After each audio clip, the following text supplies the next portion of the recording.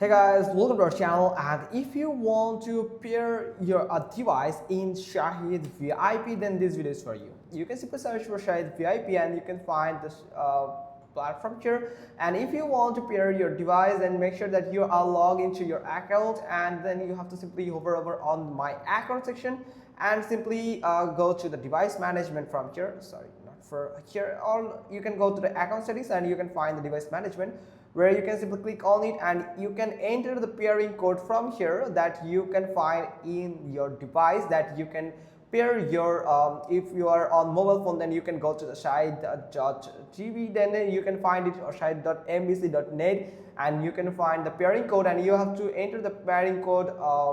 Then you can click on this pair the device from here, and it is and you are good to go, and you can link up to 20 devices with your Shahid account. So that's how you can just simply do it. Hope you got this. If so, then give us a thumbs up. Don't forget to subscribe our channel, and thanks for watching. Till next time.